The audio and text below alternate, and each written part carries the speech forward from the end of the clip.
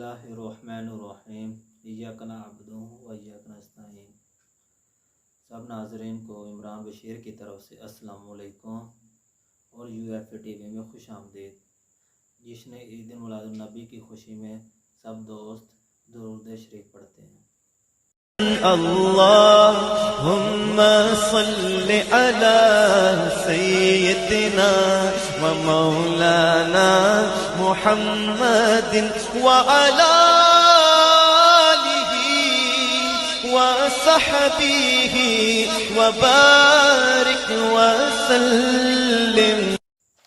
आज का हमारा टॉपिक है धान की फसल में मुंजर का ना बनना तो मुंजर का सफ़ेद हो जाना।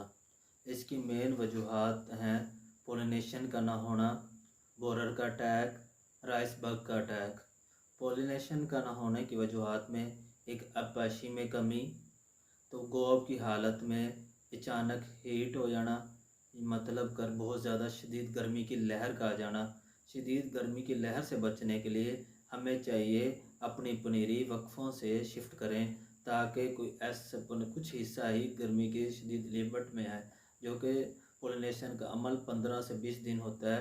इस दौरान अगर कोई गर्मी ज़्यादा शदीद हमला हो गया गर्मी का, तो मुंजर का सफ़ेद अमूमन देखा गया है। तो बुरान की कमी, अगर पौधे में बुरान की कमी है तब भी पोलिनेशन नहीं होती। इससे बचने के लिए हमें गोब की हालत में बुरान का स्प्रे कर लेना चाहिए। बोरर का अटैक, जब बोरर का अटैक होता है तो बोरर कट कर देता है, तो तब जब बोरर कट कर देता है खुराक सिटे तक नहीं पहुंचती, तो सिटा सफ़ेद रह जाता है।